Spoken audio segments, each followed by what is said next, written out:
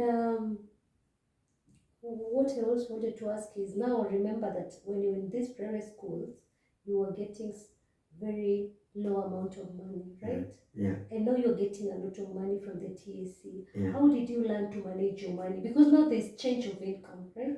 Yeah, there's How did change you of learn? income. First of all, I want to say that I got married before I joined the TSC. Okay. And Which was a good thing. Congratulations. We used to plan with my wife. Because when I was jobless, we used to work together. Yes. She was doing business. Even today she does business. And I used to depend on her. Yes. When I was teaching in the private school, I could just, the one that I was doing last time before I joined the TSC, yes, I was being paid 8,000 shillings. So I used to get a salary, and I used to bring to my rent, and I tell her, please put this money in your business. We used to stay in a house, used to pay rent 4,500. And you're getting paid 8,000. 8,000. And I used to travel every day. I used to spend about 100 shillings. So you can just imagine 100 shillings for around 20 days. That is 2,000 plus the rent, that is 4,500, that is 6,500. Yes. For the food, you're left with 1,500. Yes. Food, clothing, you have the needs, you have by that time you used to have a small girl. Yes. You had a girl. She was, I think, 2 years. So all those needs. So what I used to do is that once I get a salary, I used to tell my wife, no, chukua hii pesa, weka kwa biashara, tunakula hapo. True. So even now when I joined the TSC, now I began getting money. We used to plan together. Okay. I remember the first salary we were getting about 24,000 shillings. To us, that was quite a lot of money. A lot of money, yeah. Okay. I don't think, I think I you can just imagine now from 8,000 yes, to 24,000. And this 24,000, it comes, the first lump sum comes 3 times. That's around 72,000. No, yeah. So you're excited. So you just go and tell your wife, nakuja na pesa. The first thing is mnapanga twende kwa hoteli. Exactly. Speaking true, everyone does that. Yeah. So that at least now, yes, what you could not do to your family, yes, you now treat them. What you could not order, now you can order and eat. Clothes, muna change. Everyone knows now. So the first lump sum, I would say that we just spent it. Which is okay. Yeah, because now we had suffered. Yes. And so my plan, we women are very good planners. Yes. Anasema, I want to go and dress you now. Mnaenda mnanua nguo zake, zako na za mtoto. Then the house where you're staying.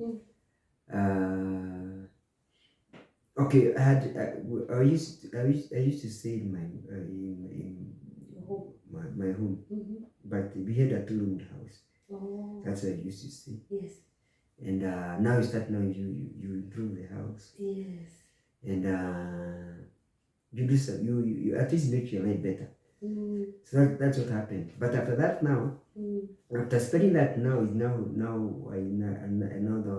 now start down now the projects. Yes. And the first project was kwetu kuko na stima. So the first thing is weka stima nyumbani. Yes. Yeah, unaweka kwako na kwa your mother and your brothers. Yes. They enjoy. Yes, they know you are a teacher now. It is true, you did good. No. That was the first project. Then after that, now projects start now coming. And it start now coming. So for a teacher to invest, what is required? What do you think a teacher should invest? You invested on a few things. What works? Maybe you can tell other teachers this works. You can invest in this. You can start from here to here. Just you can advise the new ones. First of all, what I can say is that the earlier the better. Okay. When you're employed, start planning. Get a project. The thesis salary is not enough.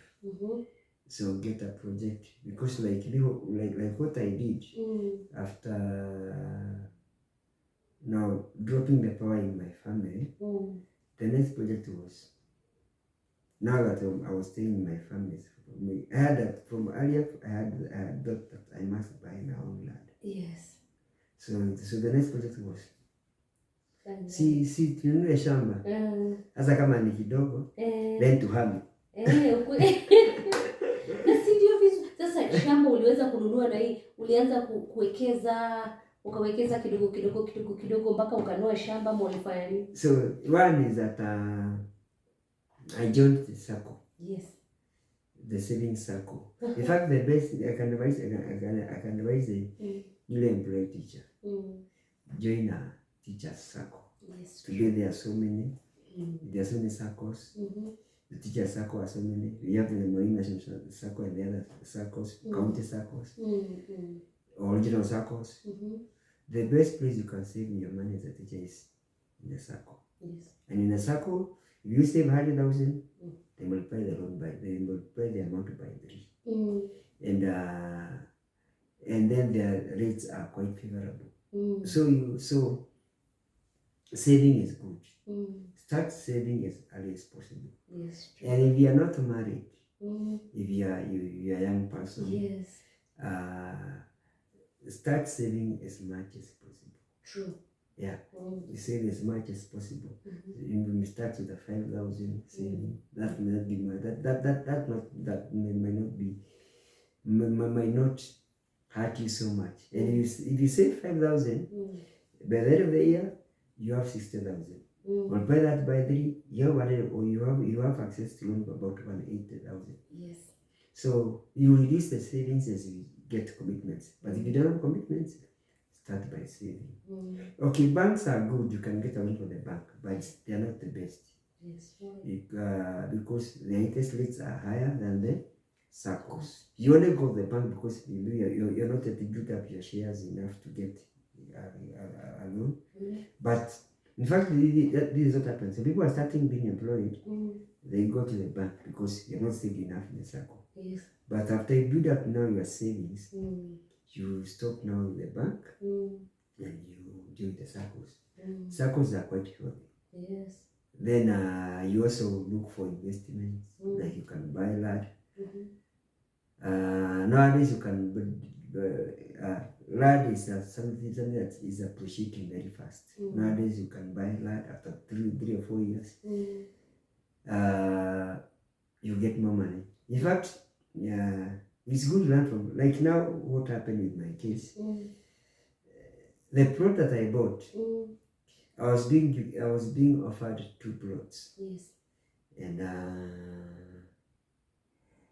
I wanted to pick the two plots. One plot was being around 270,000. Yes.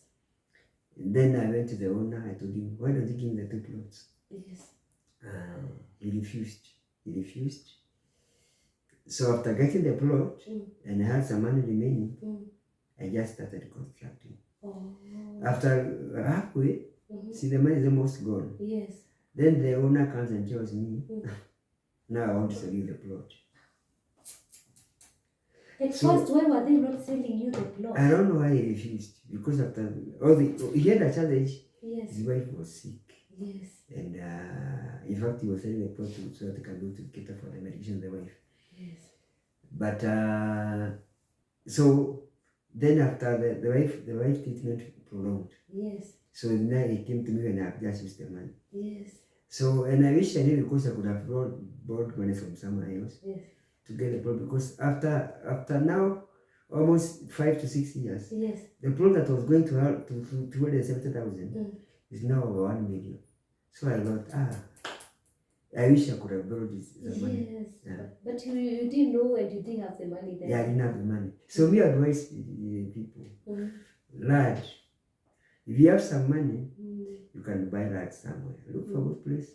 After a few years, it's also going to is going to appreciate. And I remember also another case here that just in the neighboring my home, somebody was buying land before was selling land about 800,000 shillings. Then I thought, sasa nikichukua hiyo 800,000 sitasukuma sana. I refused. I tell you, after almost 6 years, the land was now selling over 6 million. And I said, I wish I knew. So those are some of the mistakes that we did. Which I would tell people that if you are doing the profession, before you get commitment, you can buy land which you sell in the future, because that is escalating. And also to get other projects, because our teaching, our profession is not well paid like other professions. So you invest somewhere else. Hata kama utaanza kulisha kuku, lisha, the end of the day you're going to get an extra coin. And that is what makes the difference in that extra coin. So that's what I can advise people. Any other investment that you've made over the years that it's working in teaching? I do some farming. There was a time when, before COVID, I used to farm the broiler chicken. And how are they doing? They are doing quite well. Because if you have you could keep 200 chicken. Those are many. There are many. And those wide market. Okay, you struggle to get the market because broilers, before they mature up, you must be able to know where you are taking them. Otherwise, after 6 weeks, you'll be incurring losses. So before those 5 weeks, now you know that I have 200 chicken, 300. 50 I'm taking here. 50, because getting 300 to take one place is very hard, but you can get 50 you take here, 50 take somewhere else, 50 like that. Within 3 weeks after they are matured, you're settled with it.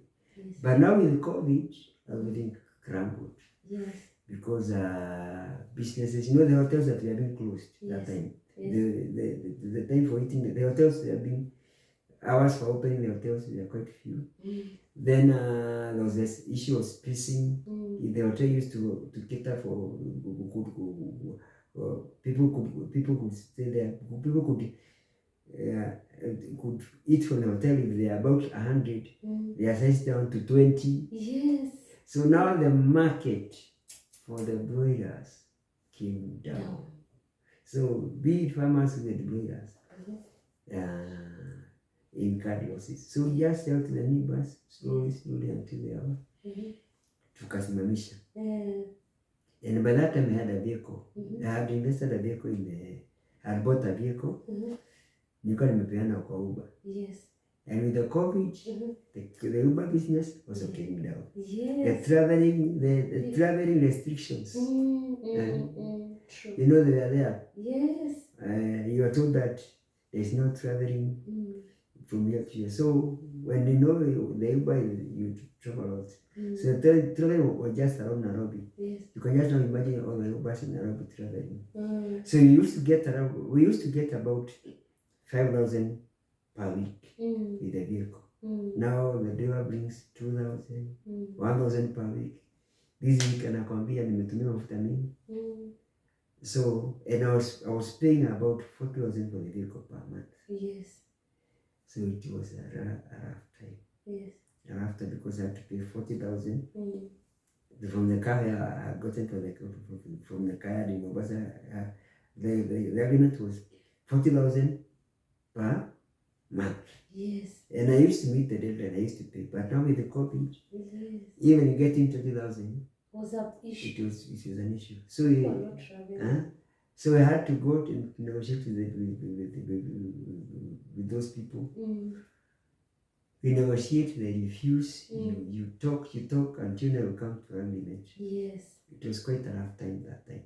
But luckily we were able to move on. So the mind that now that the the chicken farming has gone down. You had a pressure to pay for the vehicle. Yes. But thank God that after all that pressure, yes, I was able not to clear the loan of the vehicle. mm. And that's how the chicken business went down. Yes. After the chicken business, mm-hmm. I now began rearing the pigs. Yes. That is, now I keep the pigs, but now I don't have a lot of pigs. But the charge of the pigs is that now the flooding of the market. Flooding, because once you have pigs and you now start selling, yes, watu wanaanza kusikia pigs ziko na pesa. Sasa kila mtu anataka kuweka pigs. So you just there are so many farmers who have pigs. Yes. So the market now becomes a challenge. Yes. So you only keep just sizable amount that in case there's flooding you can sell them. That's what has been happening. So actually you have to be able to look at the market trends. Yes. To survive. So that's what I'm doing currently. Okay. Pigs and but I'm planning maybe in the future to go to dairy farming. Oh, dairy farming. Dairy farming. It's still doing well. It's still you doing see well. people doing it and it's working. Because milk in Kenya is never enough. Yes, true. But also, you have to remind people that it's because you have your wife also to take care of that when you're in school. Yeah. Because you don't juggle the two. What I can say, my wife is not working. She does her business. She's working. She does business. She does business. She's not employed like me. Oh, yeah. So anything that I do, she's the one who's on the ground, managing it. And that's how we survive. Okay. She manages what I do. Yes. And I'm happy with what happens. Yes. So that's when I'm in school, she's there. Like now, when we were doing the chicken farming, she was very aggressive looking for the market. Market, like me, I'm limited to getting the market, but she's on the ground. She used to do a lot. Yes. And even now she does a lot. So my wife is the one who was listening what I'm doing. Okay. Apart from teaching. Yes. Yeah. So involve your spouses in what you are doing. Sometimes you discover that men are the one doing everything. Your spouse is helping a lot. But when you involve her, the work becomes easier. Yeah. So what other business have you had maybe from colleagues that are working with teachers? Or someone can do it as a teacher? Have you had any other business that you do? There are some teachers who are in the transport business, and some of them are doing quite well. Though transport and matatu business is also quite challenging. True. But there are people who are doing it. They have matatus. You can still do it, but of course to be on your toes. Yes. Yeah. The others who are buying land and selling land. Yeah, they are doing it. Buying and selling land.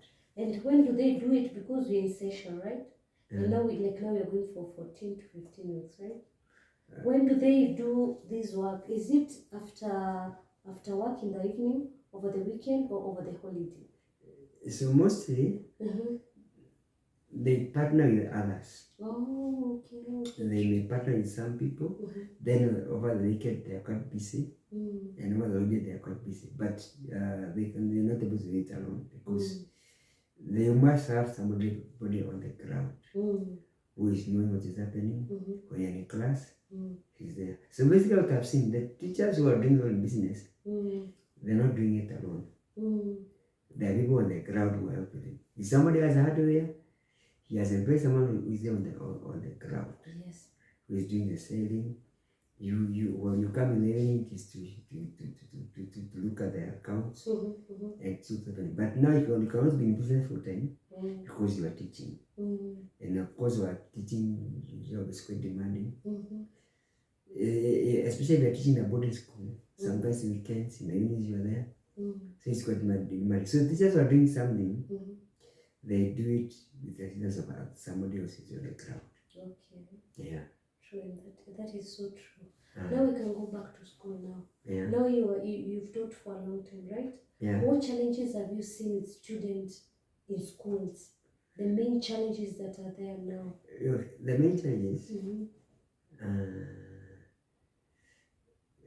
When you are growing up as young people, we are not as exposed as the current students. True. So we are teaching a boy or a girl who is modern, who is exposed to social media, exposed to drugs, the TV. When you're growing up, there were no TVs in our families. There was no power, so what a TV hakuna. The only thing you get exposed to is the radio. Yes. And the radio is controlled by your father or your mother. Even opening the radio was quite rare. Yes. Now the current students, they are exposed to everything. In their homes, they have smartphones. So one is that the issue of discipline. Yes. The current students are very indisciplined. Yes. So as teachers, that's a challenge that we are facing. Yes. Maintaining the discipline in schools, you have to do a lot. Yes. And sometimes you see that the teachers are almost giving up. Yes. Because there are cases and cases of discipline in schools. And sometimes it goes beyond until now there's rioting, there's the banning of schools. So that's one thing. That's a major challenge. Yes. Number two is that sexuality. Yes. Our students are exposed to sexual matters. It's not like us. The way our parents brought us is that we are quite ignorant. Yes. The issue of sex was a no-going zone. You could not even talk to your parent about it. You were hidden. So we were quite naive. When in high school, we knew that we did not know much about it. In fact, I remember when we were students, we could interact with girls, even from the neighborhood. But it was just interaction, nothing else. Nowadays, with the sexual explosion in the TVs, in the magazines, in the phones, it's becoming an issue. So students in high school, they know a lot.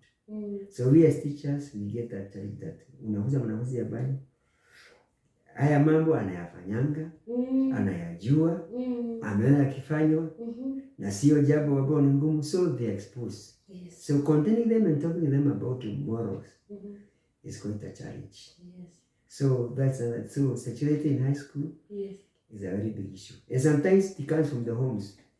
Sometimes some of these parents are very careless. They expose their children to everything. So sexuality is a major problem in high schools. And it's something that students have to learn how to cope with it, how to minimize. I think the only thing we can do is that to minimize. But eliminating it, it's quite clear, it's quite hard. So the other challenge now is the issue of drugs. Yes. Drugs is a menace. Yes. In every school, even from national schools, coming down to the CDF schools, the day schools, drugs is a menace. The drugs are at the door, they are just at the doorsteps. You can get any drug that you want, and they are being brought up even in schools. So we are facing the issue of drugs, and we are just trying to manage it, but it is there. Even like when you take students out, sometimes they they buy drugs. Sometimes we take students for games. When the people, when they are in for games, there are drug peddlers who come to sell drugs to the students. So you find that the issue of drugs is becoming a very hard. It's a hard thing to be managed, because society out there is targeting the students. And I think they are the best customers. So it's a major challenge in Kenyan schools. Yeah.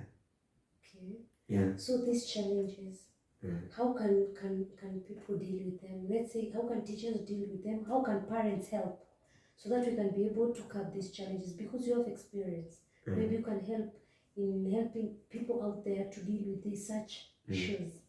The issue of drugs is not a one-man war. True. it is supposed to be a combined effort, where we have the teachers, we have the parents, we have the religious organizations coming in. Even the government has to come in, because it's a wide scale. So if it's the parents, you cannot leave the issue of drugs to teachers only. They can only do their part. But now we are realizing that the parents have left the issue of drugs. The parents don't know that their kids are taking drugs.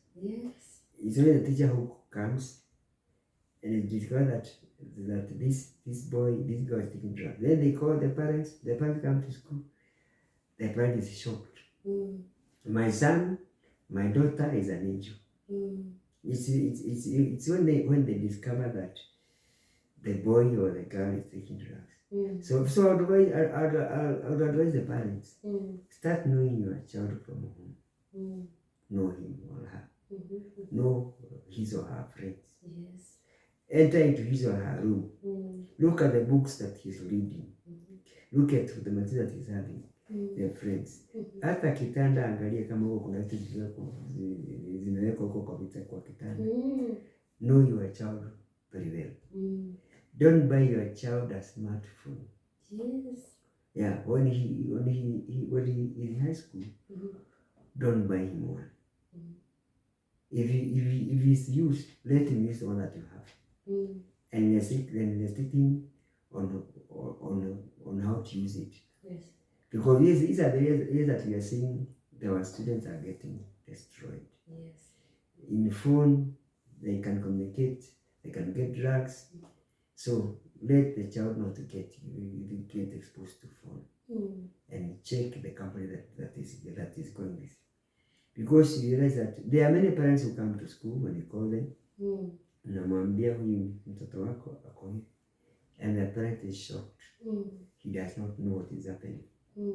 And nowadays there's another issue that is coming up very strongly.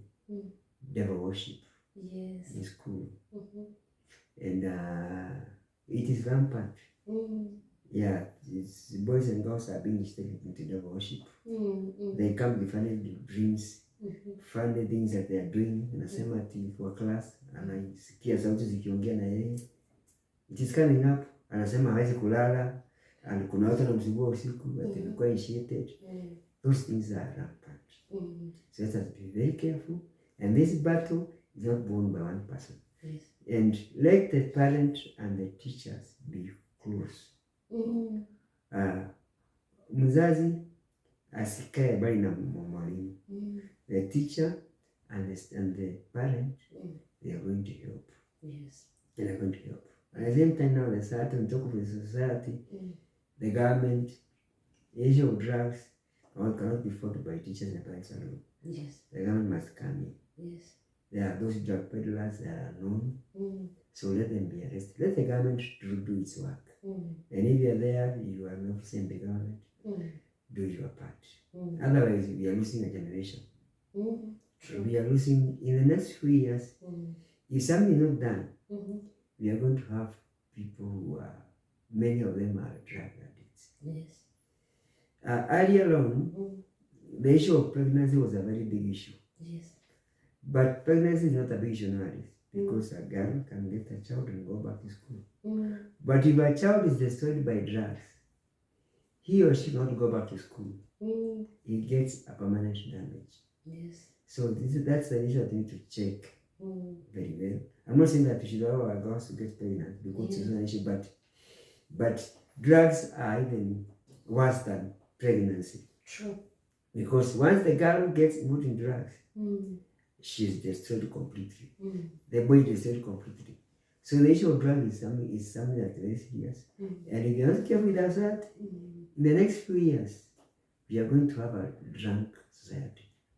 Drunk society. The other day we had a presidential candidate who was advocating for use of bank. And he get a few following. But if the issue of drugs is not taken care of, in the next general election, he's going to have a huge following. So it's something that we need to work on it as a society. Oh, that is good. Yeah. And you talked about the cell phone, Mm-hmm. and you said that the parents should not buy phones, the smartphone for the child. Yeah. What if the child saves, and maybe you found a few cases about it, they are given the pocket money and they save on their own.